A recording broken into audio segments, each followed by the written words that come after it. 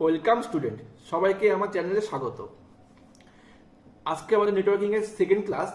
তোমরা নিশ্চয়ই আগের ক্লাসটি খুব ভালো মতো রপ্ত করে নিয়েছো। কোশ্চেনগুলি আমার বলার মতো নোট করে পড়াশোনা শুরু করে দিয়েছো অবশ্যই। চলো শুরু করি নেটওয়ার্কিং এর পরের ক্লাসটি। আমরা আগের ক্লাসে লাস্ট শেষ করেছিলাম কোথায় বলো, কেউ বলতে পারবে? আমরা লাস্ট ক্লাসে ল্যান্ডম্যান ওয়ান অবধি করে শেষ করেছিলাম। তো আজকে আমরা করে নেব আরেকটি ইন্টারেস্টিং বিষয়, সেটা হচ্ছে নেটওয়ার্ক আর্কিটেকচার। তোমরা খাতার মধ্যে প্রশ্ন করতে পারো, নেটওয়ার্ক আর্কিটেকচার বলতে কি বোঝো? আমি তোমাদের উত্তর বলছি, তোমরা স্ক্রিনটাও ফলো করো। দেখো, নেটওয়ার্ক প্রযুক্তি বা আর্কিটেকচার কাকে বলা হয়? একটি নেটওয়ার্কে যুক্ত কম্পিউটারগুলি যে পদ্ধতিতে নিজেদের মধ্যে তথ্য দেওয়া নেওয়া করে তাকে বলে নেটওয়ার্ক প্রযুক্তি। বুঝতে পারলেন? যে সিস্টেমে তথ্য দেওয়া নেওয়া হবে তাকে বলবে নেটওয়ার্ক প্রযুক্তি। এই প্রযুক্তি কত প্রকার হয়? এই প্রশ্নটা অবশ্যই আসে, বাঁচতে পারে। ক্লায়েন্ট সার্ভার নেটওয়ার্ক প্রযুক্তি এবং পিয়ার টু পিয়ার নেটওয়ার্ক প্রযুক্তি। কি বললাম?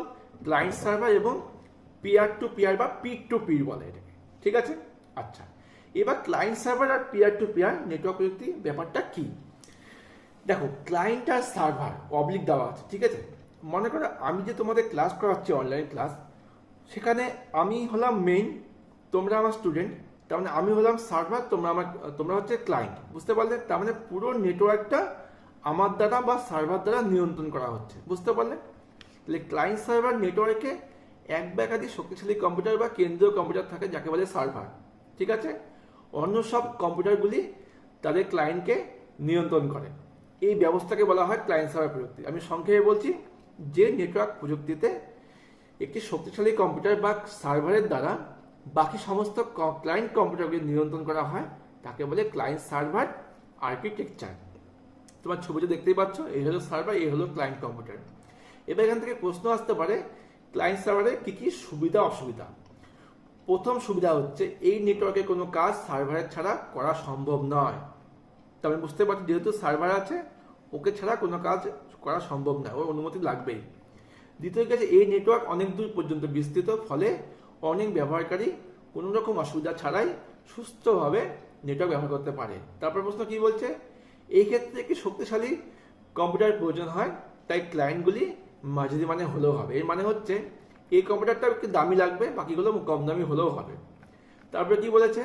এই নেটওয়ার্কে গুরুত্বপূর্ণ ডেটা নষ্ট না হয় সেই জন্য সার্ভারে ডেটা ব্যাকআপ নেওয়ার ব্যবস্থা খুব ইম্পর্টেন্ট। ডেটা ব্যাকআপ নেওয়া যায়, মানে যেহেতু মেন কম্পিউটার থাকে, বাকি সব কম্পিউটার ডেটা মেন জায়গায় স্টোর থাকে। যখন ব্যাংকের যে কাজটা হয়, এত কম্পিউটার থাকে, যদি কোনো আগুন লেগে যায় বা কোনো কম্পিউটার খারাপ হয়, কারো ডেটা নষ্ট হবে না, কারণ সব ডেটা সার্ভারে ব্যাকআপ থাকে। সার্ভার কেন্দ্রীয় কম্পিউটার হিসেবে কাজ করার জন্য সফটওয়্যারগুলি নিয়ন্ত্রণ করতে পারে। এবার হলো অসুবিধা। অসুবিধা হচ্ছে, প্রথম অসুবিধা তোমরা সবাই হয়তো বুঝতে পারছো, যদি সার্ভারটা খারাপ হয় তবে পুরো নেটওয়ার্ক ভেঙে পড়বে। এটা হচ্ছে বড় অসুবিধা। ঠিক আছে? আর এটা কি, এই নেটওয়ার্ক যথেষ্ট জটিলই হবে, তাই এটা বানানো খুব পরিশ্রম সাধ্য। একে সাপোর্ট দেওয়ার জন্য কয়েকটি বিশেষ সফটওয়্যার প্রয়োজন হয়। এটা হচ্ছে অসুবিধার মধ্যে পড়ে গেল। এবার দেখি পিয়ার টু পিয়ার নেটওয়ার্ক ব্যবস্থা কি। দেখো, তোমার ছবিতে কি বুঝতে পারছো? এখানে কোনো শক্তিশালী কম্পিউটার থাকে না। ঠিক আছে? থাকে না। এর ফলে কি সুবিধা? এখানে যে কেউ সার্ভার বা ক্লায়েন্ট হিসেবে কাজ করতে পারে। মানে বুঝতে পারলেন? মনে করো যখন এ কোনো তথ্যকে শেয়ার করবে তখন এ হবে সার্ভার, বাকি সবাই ক্লায়েন্ট হবে। আবার যখন এ দেবে তথ্য, এ হবে সার্ভার, বাকি সবাই ক্লায়েন্ট। তার মানে এখানে কোনো নির্দিষ্ট সার্ভার থাকে না। তাহলে যে নেটওয়ার্ক ব্যবস্থায় কোনো অনেক সবগুলি কম্পিউটার কখনো সার্ভার বা কখনো ক্লায়েন্ট হিসাবে কাজ করে তথ্য দেওয়া না করবে তাকে বলবে কি? Peer to peer network. বুঝতে পেরেছ? এবার এর একটা বড় সুবিধা অসুবিধা কি? দেখো, আমি সুবিধা বলে দিচ্ছি। যেহেতু কোনো শক্তিশালী কম্পিউটার থাকে না, তাই কম দামি কম্পিউটার হলেও চলবে।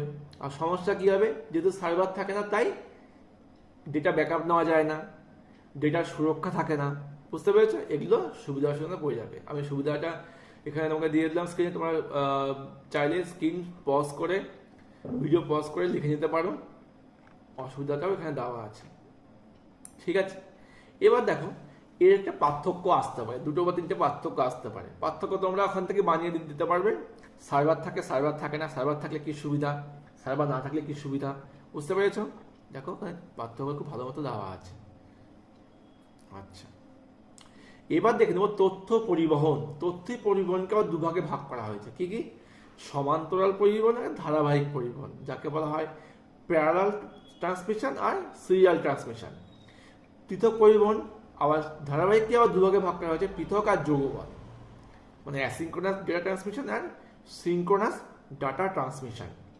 এবার দেখি সমান্তরাল ধারাবাহিক পরিবহন ব্যাপারগুলো কি। এই দেখো, এটা হলো সমান্তরাল পরিবহন। তার মানে কি হচ্ছে, এখানে দেখো অনেকগুলি লাইন আছে, তার মানে অনেকগুলি লাইনের মধ্যে দিয়ে ডেটাগুলি একসঙ্গে যাবে।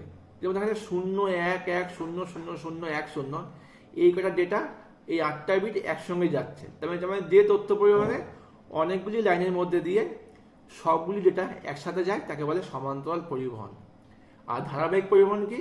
যে তথ্য পরিবহনে লাইন থাকবে একটা, সবগুলি ডেটা একসঙ্গে যাবে না, পরপর যাবে। প্রথমে যাবে 0, তারপর যাবে 1, তারপর যাবে 0, এইভাবে করে সবগুলি ডেটা যাবে।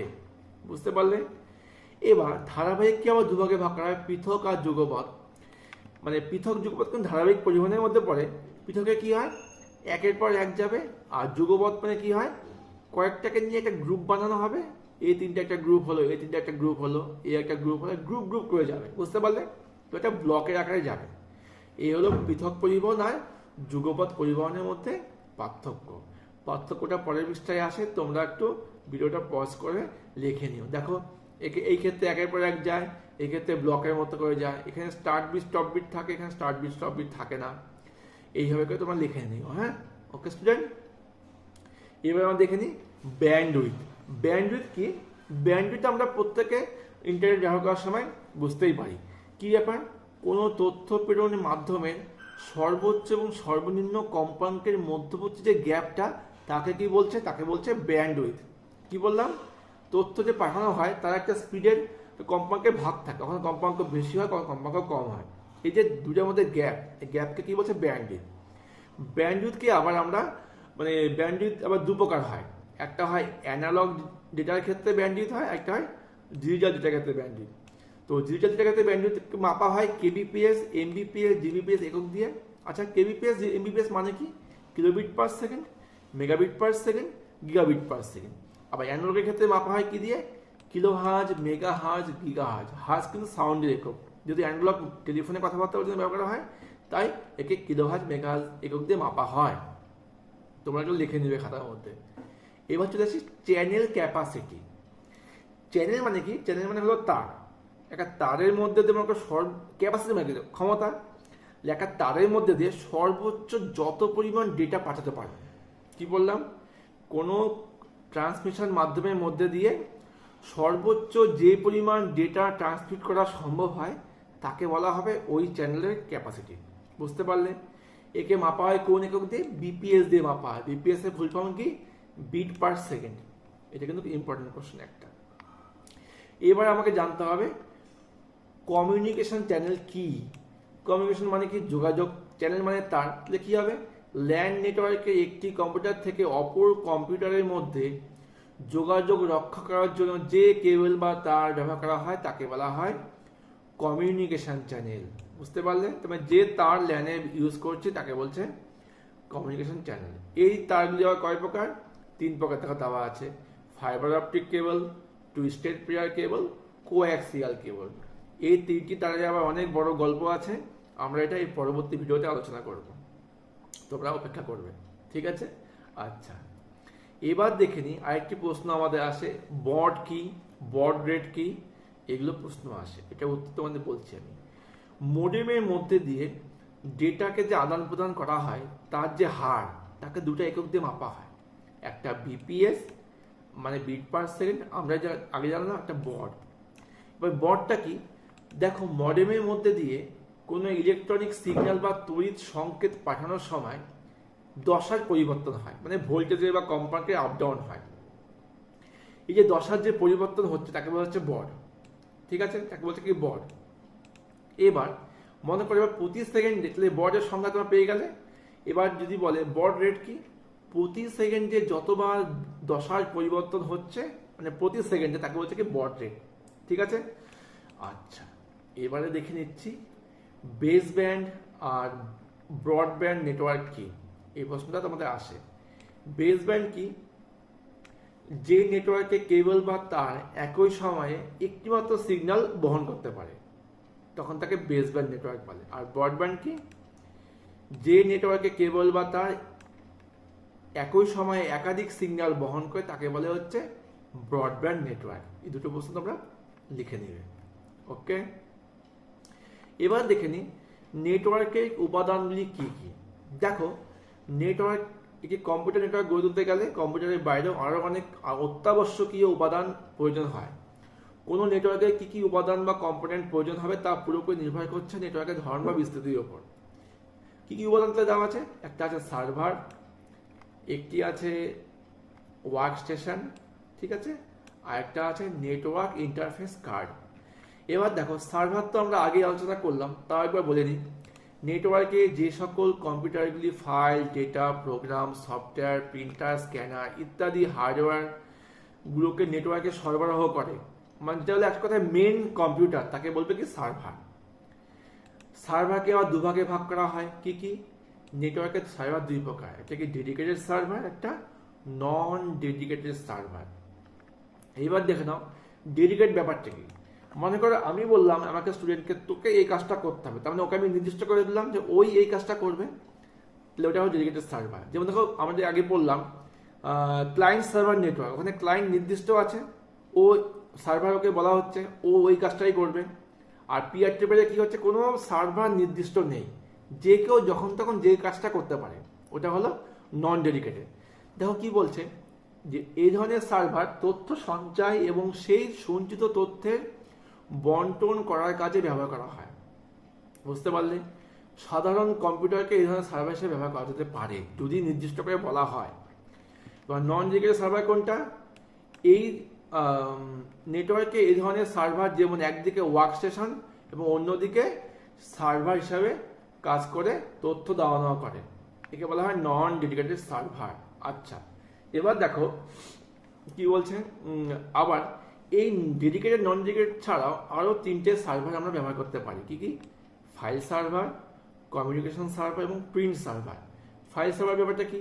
এই ধরনের সার্ভার ফাইল সংরক্ষণ, উত্তোলন, এক কম্পিউটার থেকে অন্য কম্পিউটারের ফাইলগুলোকে সরবরাহ করার জন্য ব্যবহার করা হয়। কমিউনিকেশন মানে যোগাযোগ সার্ভার, এই ধরনের সার্ভার নেটওয়ার্কে ওয়ার্ক স্টেশনগুলির মধ্যে সংযোগ রক্ষা করতে ব্যবহার করা হয়। বুঝতে পারলে? এবার দেখো প্রিন্ট সার্ভার, মানে যেগুলো কম্পিউটারগুলো প্রিন্টিং এর কাজে ইউজ করা হয় তাকে বলবে প্রিন্ট সার্ভার, মানে যে সমস্ত সার্ভারকে আমরা প্রিন্টিং এর কাজে ব্যবহার করতে পারবো তাকে বলবে প্রিন্ট সার্ভার।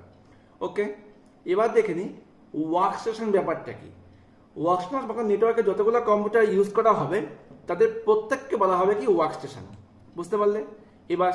এবার এই ওয়ার্ক স্টেশনগুলোর মধ্যে আবার কিছু হবে সার্ভার, কিছু হবে ক্লায়েন্ট। বুঝতে পেরেছ? এবার দেখে নিই আজকের ক্লাসের last topic, network interface card.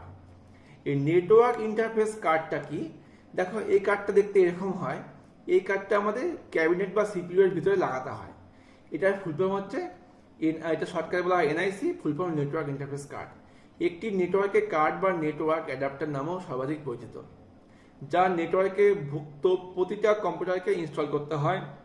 Land নেটওয়ার্কে কেবল বা তারের মাধ্যমে সরাসরি কোনো তথ্যকে কম্পিউটারে পাঠানো যায় না, তার জন্য কি এনআইসির প্রয়োজন হয়।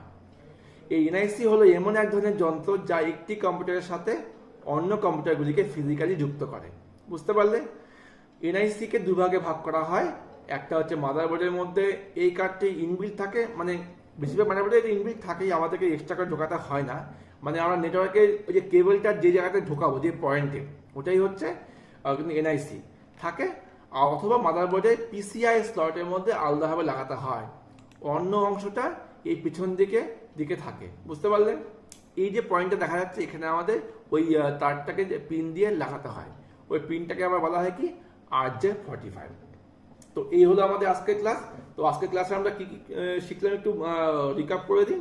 শিখলাম হচ্ছে নেটওয়ার্ক প্রযুক্তি বা আর্কিটেকচার কাকে বলে, সেটা কত প্রকার, দুই প্রকার, client server, peer to peer, তাদের সুবিধা অসুবিধা, তাদের মধ্যে পার্থক্য।